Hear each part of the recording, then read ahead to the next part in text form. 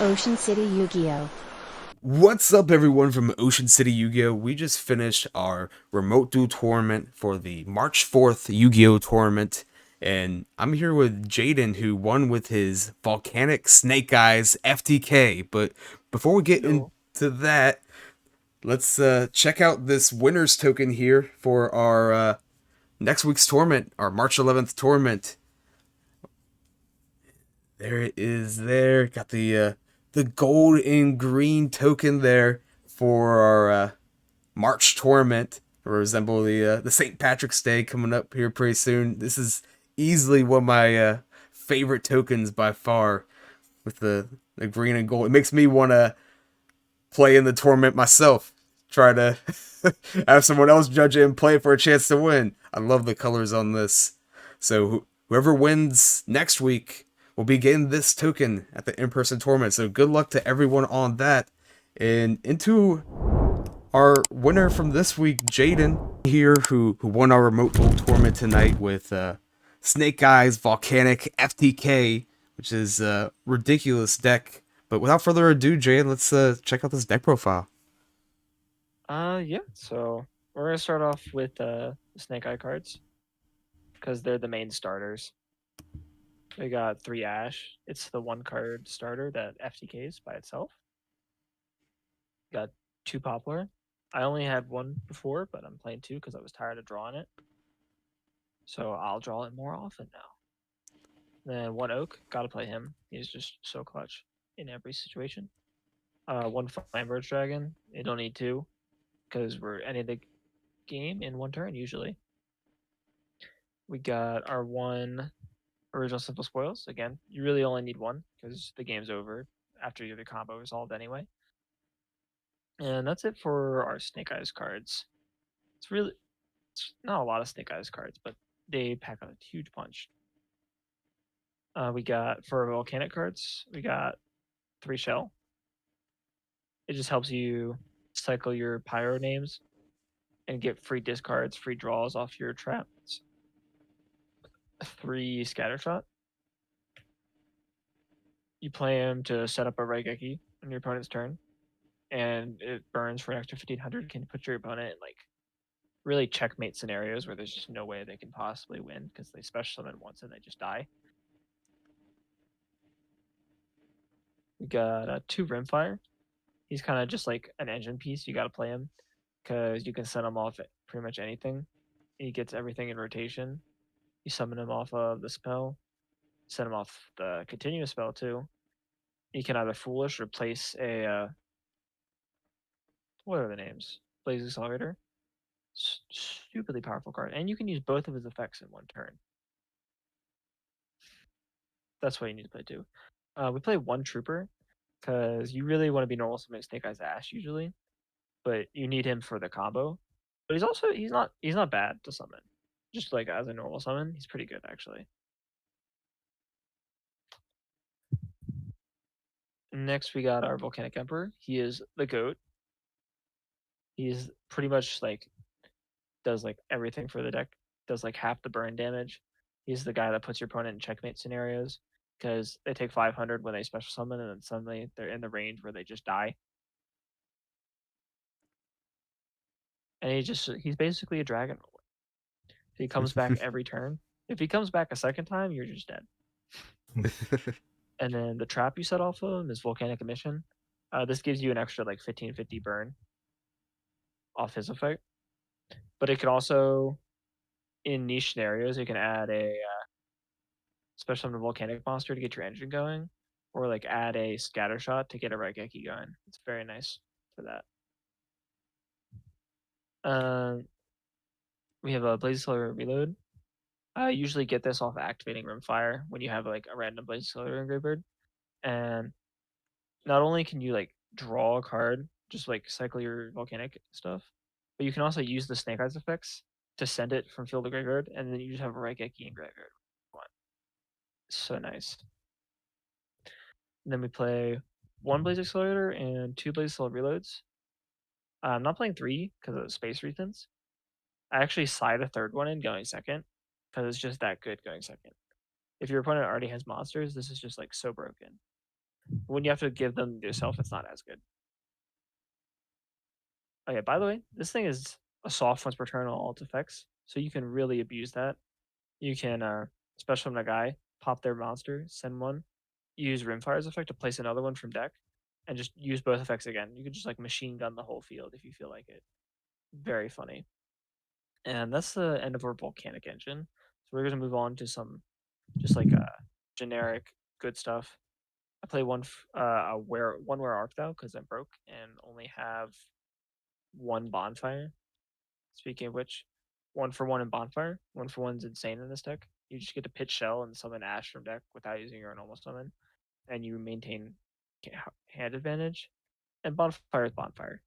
You do have a lot of powerful level Uh, ones in this, so it's yeah. great for that. Actually, have fire recovery. This card's like super underrated. I only Eh, have space for one of it. If I could play bonfires, I probably would. But Oh this deck yeah, is just so good sometimes because right. just you It's can reborn a guy and shuffle back all your shells to draw a card and then add more shells. oh You draw yeah. this I card. mean, Sometimes you can just like there's other activate fire shells. support. Yeah, there's other fire support cards too, but this one's one of the Next boards. we have 2 Parallel Exceed.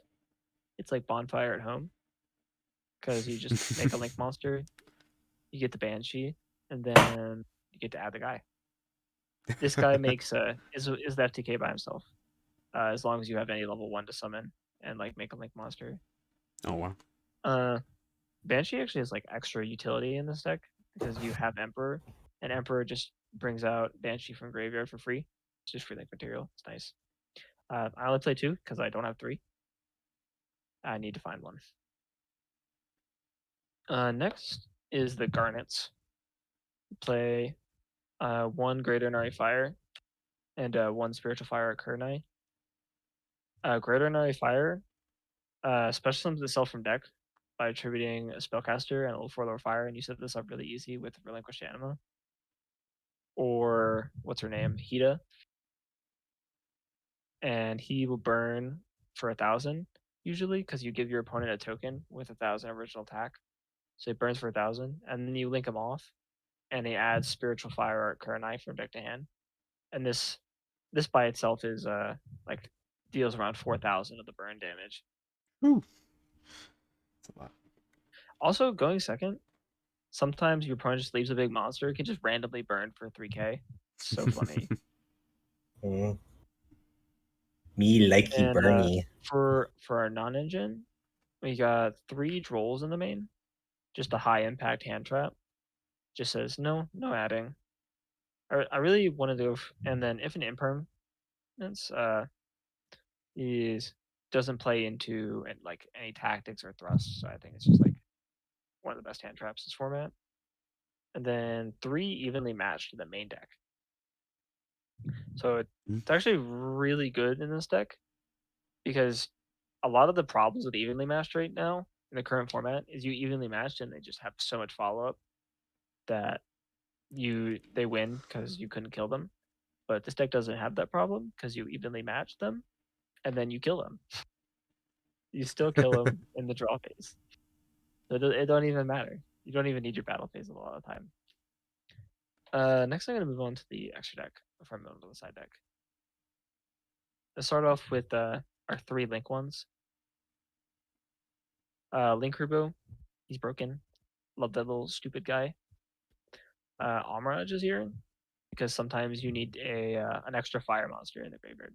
Literally it. And Relinquished Anima is a level 1 spellcaster. And he's also good because you can just randomly suck up your opponent's monsters. But normally you just use him so you can get a free spellcaster using any level 1. And then next is the Discard Brigade. Sometimes a lot of the way you go second with this deck is just make a Nightmare Phoenix or Nightmare Cerberus and just discard a card that lets you extend. It's very funny how that works. Then we got the Charmers. Play Hida and Dark because those are the ones you can make, and they're just the most applicable this format. Hida is crazy. They Ash Blossom. He's like, okay, Hida, I go full combo anyway. Who cares? Next we got IP. IP is IP into SP. Self-explanatory. Then Sunlight Wolf, so you can add follow up sometimes. He's really just another fire name that you need. Next is Princess. She's like the whole reason the combo works because you just send the trooper, summon back the trooper, win, and also she's just an interruption. She's a stupid card. We got Apo for like a secondary IP target. Sometimes I think Underworld Goddess is just better. I might replace her with that. But I'd have to do some more testing. Next is our Exceed monsters. Play Banshee for your Parallel Exceed. It's she's so good. I love her. And then Typhon, which I'm actually considering cutting. I just kind of threw it in there because like it's Typhon, but I feel like you like never make Typhon. You just always lose if you make Typhon in this format. It'll be good eventually, I think. Though. Next, we're gonna go into the side deck. Now my side deck's like really bad because I've just like been like taking cards in and out, and now it's like just stuck with a bunch of random engine cards. But the 6 cards that like usually come in and out is the third Blazing Solar Reload because you side a third one in going second because it's just that good. It's like engine and a going second card. You side in a second Emperor sometimes because some people like to side in like Crow, and then you can like make plays with your accelerator reload to like send a second Emperor, so to play around Crow. It's very funny. Kurikara. This came up in the feature match today, where I attributed over Borlode Savage and what was his name? The big Link 5 guy. True to Orland. Oh yeah, Yeah. that was dirty. That's a good play. Oh yeah, and you can search her off the spell in graveyard. It's so silly. And then 3 Ash Blossom. I'm actually choosing not to main deck Ash Blossom this format because I only have 9 spaces for non-engine, and I'd rather just like have more high impact stuff that doesn't just get me talanced immediately. That's fair. But it's really good in the branded matchup. This is when I sided in. I guess I'll show the rest of my side deck, but there's Veilers in there too. Whenever I feel like I need more effect negation, and then some random engine that's kind of screwed up my side deck. We got a fire recovery, a blaster, and a burner. And in the early builds, I was experimenting with blaster and burner because you could just discard as like a really good extender and banish extra pyros for more burn damage. Hmm. And 3 chaos on her because I just felt like putting her in there because she's cool. I sided her in like once against my friend that was like on mutant, and then never again.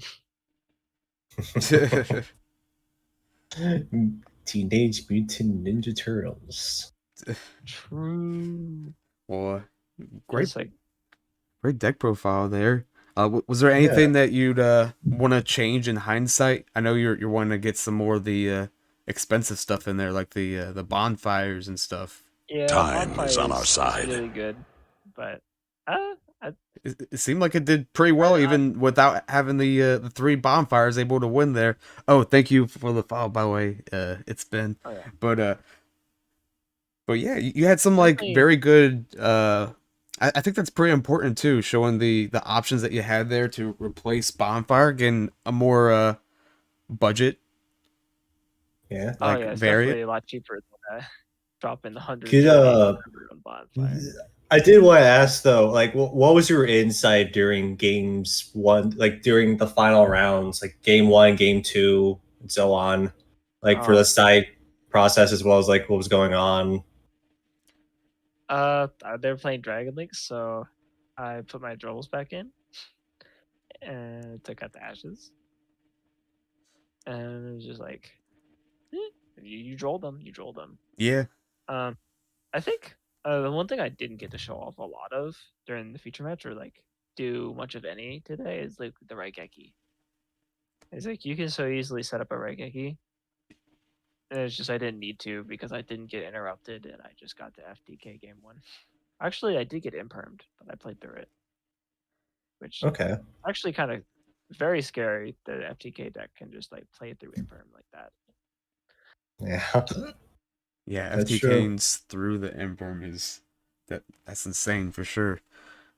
Yeah, but it's nice because like a lot of the times you can just set up a Raigeki on your opponent's turn and then even if you get stopped, you just have the Raigeki for their turn. You don't even care. Oh, great. Also nice, so you can SP people and just still kill them. So you don't care about attacking directly. Right. It's kind of like Runic in that case. But... Runic, except you actually just kill them instead of playing a grind game. Exactly. Till next time, guys, make sure to like, comment, and subscribe to Ocean City Yu-Gi-Oh! And we'll see you guys next week to see who can win this March token. Peace out, guys. And remember, AK burn and draw phase.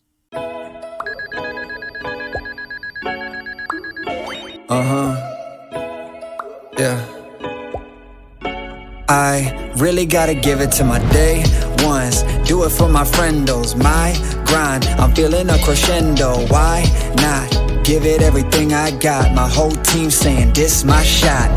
Yeah, we got a bond, call it 007. My bar Slurpee in the summer, call it 7-Eleven. I used to hesitate with my cross, had him slipping in heaven. The Reverend had to stop by just to check for possession. I don't need a reason, I just do it cause I'm blessed with it. Know your boy's dripping, got the sauce, yeah, I'm dressed in it. Even though there's talent on the team, I'm the best with it. Pressed with it, sticking out my chest with it, yeah. Whoa, whoa, that's crazy. Your friend's ghost, call them all Pat Swayze. Whoa, whoa, mind wavy, squad vibes like Jay-Z.